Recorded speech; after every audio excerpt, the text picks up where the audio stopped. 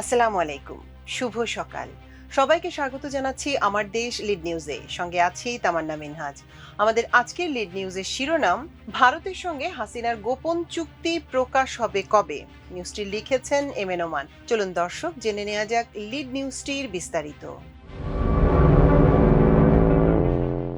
ভারতের সঙ্গে শেখ হাসিনার করা গোপন চুক্তির বিষয়ে জনমনে ব্যাপক কৌতূহল ও আগ্রহ আছে।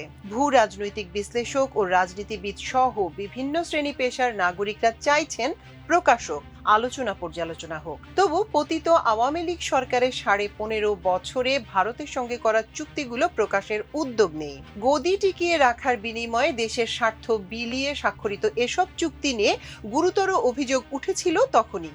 অভিযোগ রয়েছে দিল্লির চাওয়া পাওয়াকে প্রাধান্য দিয়ে চুক্তির ধারা উপধারা সাজানো হয়েছে। বেশ কিছু চুক্তি হয়েছে এক পেশে। এতে বাংলাদেশের স্বার্থ জলাঞ্জলি দিয়ে ভারতের স্বার্থকে সুরক্ষা দেওয়া হয়েছে। আওয়ামী লীগ সরকারের পতনের পর 2 বছর পেরিয়ে গেলেও জাতীয় গুরুত্বপূর্ণ এই বিষয়গুলোর কোনো প্রতিকার মিলছে না। আমার দেশের অনুসন্ধানে জানা গেছে, ফ্যাসিস্ট শেখ হাসিনার শাসনামলে ভারতের সঙ্গে অন্তত 20টি চুক্তি এবং 66টি সমঝোতা স্মারক সই হয়েছে।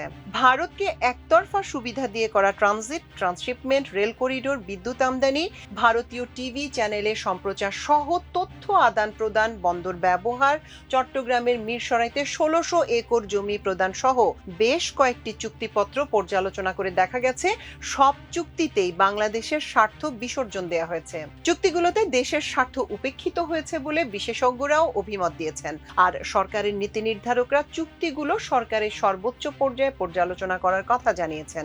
ভারতকে আমি যা দিয়েছি তারা সেটি সারা জীবন মনে রাখবে। শেখ হাসিনার এমন উক্তি ভারতের প্রতি তার দায়বদ্ধতার প্রমাণ হিসেবে দেখছেন বিশ্লেষকরা। তাদের মতে, শেখ হাসিনা ভারতের সমর্থন নিয়েই বিনা ভোটে 15.5 বছর ধরে দেশে তার চরম স্বৈর শাসন চালিয়েছেন। ছাত্র জনতার গণ অভ্যুত্থানের মুখে 2024 সালের 5 আগস্ট পদত্যাগ করে তিনি পালিয়ে আশ্রয় পান সেখানেই। দুই দেশের সীমান্তে শূন্য রেখার ভেতরে অবৈধভাবে কাঁটাতারের বেড়া নির্মাণের জন্য 2010 সালে শেখ হাসিনা ভারতের প্রস্তাবে সম্মতি দিয়েছেন। পরবর্তী সময় ভারত ও বাংলাদেশের মধ্যে এ বিষয়ে 4টি সমঝোতা স্মারক সই হয়েছে। আমার দেশকে তথ্য নিশ্চিত করে স্বরাষ্ট্র মন্ত্রণালয়ের এক কর্মকর্তা জানান, বাংলাদেশ ও ভারতের মধ্যে 4156 কিলোমিটার সীমান্তের 3271 কিলোমিটার এলাকাতেই ভারত অবৈধভাবে কাঁটাতারের বেড়া তৈরির কাজ শেষ করেছে। আন্তর্জাতিক আইন ও রীতি ভঙ্গ করে 2010 সালে শুরু করে 2024 সালে শেখ হাসিনার পতনের আগ মুহূর্ত পর্যন্ত এই বেড়া নির্মাণের কাজ চলে। অবশিষ্ট 885 কিলোমিটার এলাকায় কাঁটাতারের বেড়া নির্মাণে দেশটি সর্বশক্তি নিয়োগ করেছে বলে ওই কর্মকর্তা জানিয়েছেন। বর্ডার গার্ড বাংলাদেশ বিজিবির বাধা দিতে গেলে ভারতীয় সীমান্তরক্ষী বাহিনী বিএসএফ শেখ হাসিনার আমলের চুক্তিগুলো রেফারেন্স দিচ্ছে। মাঝে মধ্যে গোলাগুলির ঘটনাও ঘটছে বলে জানান ওই কর্মকর্তা। অসম এইসব সমঝোতা স্মারক বাতিলের জন্য অন্তর্বর্তী সরকারের সময় ভারতীয় কর্তৃপক্ষকে চিঠি দেওয়ার সিদ্ধান্ত নেওয়া হলেও তা কার্যকর হয়নি বলে জানান ওই কর্মকর্তা। বাংলাদেশ ভারত যুগ্ম সীমান্ত নির্দেশাবলী 1975 অনুযায়ী উভয় দেশের শূন্যরেখা 150 গজের মধ্যে প্রতিরক্ষা সংবলিত যে কোনো কাজ সম্পন্নের বিষয়ে সুস্পষ্ট নিষেধাজ্ঞা রয়েছে। এছাড়া উভয় দেশের প্রয়োজনে শূন্যরেখা থেকে 150 গজের মধ্যে যে কোনো উন্নয়নমূলক কাজ করার ক্ষেত্রে একে অপরের সম্মতি নেওয়ার বাধ্যবাধকতা রয়েছে। বিতর্কিত 111 সরকারের হাত ধরে 2009 সালে শেখ হাসিনা সরকার গঠনের পরপরই ভারতকে ট্রানজিট সুবিধা দেওয়ার বিষয়টি আলোচনায় আসে। ওই সরকারের মন্ত্রী ও আমলাদের মুখে মুখে ছিল, ভারতকে ট্রানজিট দিলে বাংলাদেশ হয়ে উঠবে সিঙ্গাপুর, ব্যাংকক, দুবাইয়ের মতো। সরকারের কেউ কেউ তখন বাংলাদেশ ইউরোপ আমেরিকার দেশগুলোর মতো হবে বলেও প্রচার করেন। নৌ পরিবহন মন্ত্রণালয় সূত্র জানিয়েছে, 2010 সালে চুক্তির আওতায় 2015 সালে ভারতের সঙ্গে আরও একটি প্রোটোকল সই হয়। এই প্রোটোকলের মাধ্যমে ভারতকে বাংলাদেশের 4টি নদীপথ ব্যবহারের অনুমতি দেওয়া হয়। এতে কলকাতা ও মুর্শিদাবাদকে বাংলাদেশের পূর্বে আসাম, ত্রিপুরা ও মেঘালয়ের সঙ্গে সংযোগ স্থাপন করার সুযোগ পায় ভারত।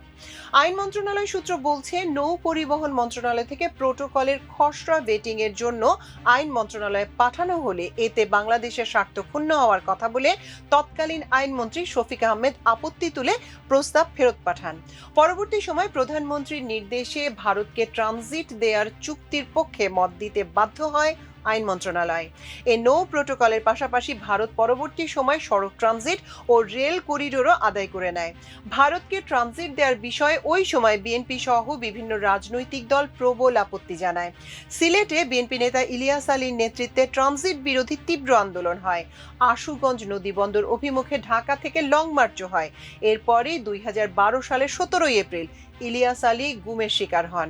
রাজনৈতিক মহলের দাবি, ভারতকে একতরফা ট্রানজিট দেওয়ার বিপক্ষে অবস্থান নেয় ওই সময় দুই দেশের সরকারের টার্গেটে পরিণত হয়েছিলেন তিনি।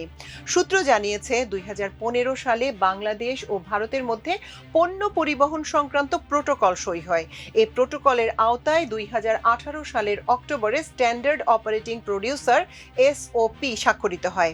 চুক্তি অনুযায়ী চট্টগ্রাম ও মোংলা বন্দরে পৌঁছানোর পণ্যসমূহ বাংলাদেশের ভূখণ্ডের ভেতর দিয়ে সড়ক, রেল ও জলপথে আখাউড়া হয়ে ত্রিপুরা, তামাবিল হয়ে মেঘালয় ও সুতারকান্দি হয়ে আসামে ও বিবির বাজার হয়ে সীমান্তপুরে অর্থাৎ আসামে আনা নেয়া করতে পারবে।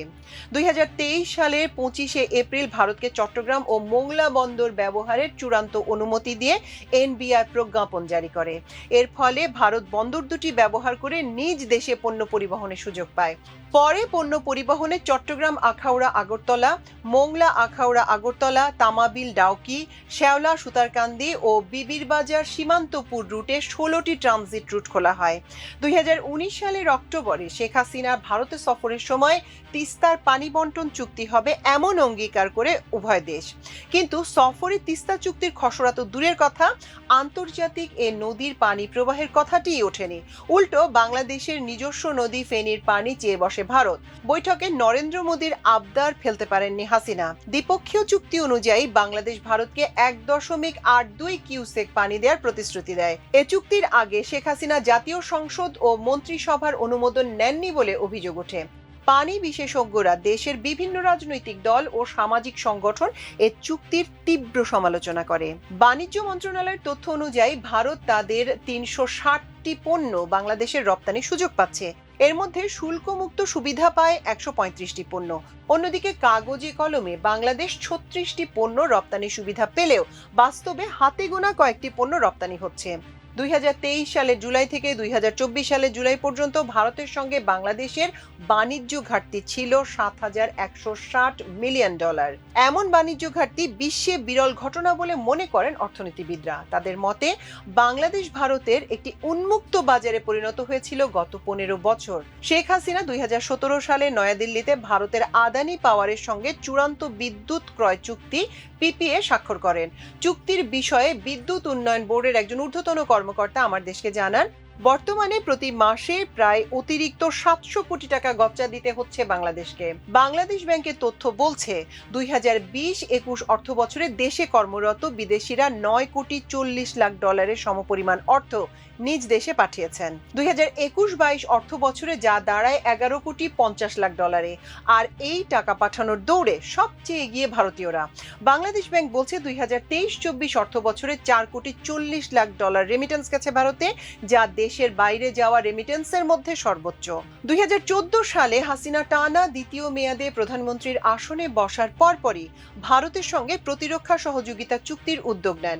এ ধরনের চুক্তি হলে বাংলাদেশ, সিকিম ও হায়দ্রাবাদের মতো স্বাধীনতা হারানোর ঝুঁকিতে পড়তে পারে বলে আশঙ্কা প্রকাশ করেন ভূ রাজনৈতিক বিশ্লেষকরা। বিভিন্ন মহলের আপত্তি ও প্রতিবাদ উপেক্ষা করে হাসিনা অত্যন্ত গোপনে ভারতের সঙ্গে প্রতিরক্ষা সহযোগিতা সমঝোতা স্মারক সই করেন।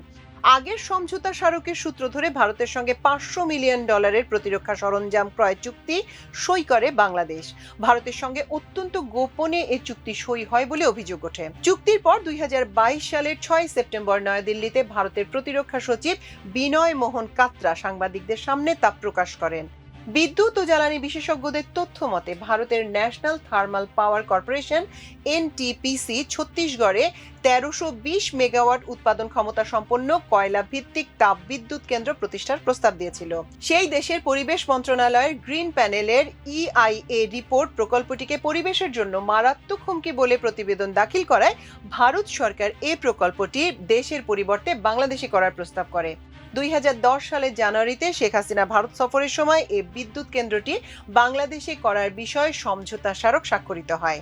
তীব্র প্রতিবাদ উপেক্ষা করে 2022 সালের শেষ দিকে এই বিদ্যুৎ কেন্দ্রটি চালু করা হলেও কারিগরি ত্রুটি, কয়লা সংকট ও অন্যান্য কারণে এখন পর্যন্ত মোট 7 বার বন্ধ হয়ে যায়। বাংলাদেশ অর্থনৈতিক অঞ্চল কর্তৃপক্ষ বেজা সূত্র জানায়, 2015 সালে নরেন্দ্র মোদীর ঢাকা সফরকালে শীর্ষ বৈঠকে বাংলাদেশে একটি অর্থনৈতিক অঞ্চল করার প্রস্তাব দেয় ভারত। এরপর 2017 সালে হাসিনা ভারতের বিশেষ আমন্ত্রণে দিল্লি সফর করেন। ওই সময় দুই দেশের প্রধানমন্ত্রী শীর্ষ বৈঠকে চট্টগ্রামের মিরসরাইয়ে ভারতের আদানি গ্রুপকে 1055 একর জমি দেওয়ার বিষয়টি, সেখানে বাংলাদেশ 900 একর জমি দিতে সম্মতি দিয়ে আসে।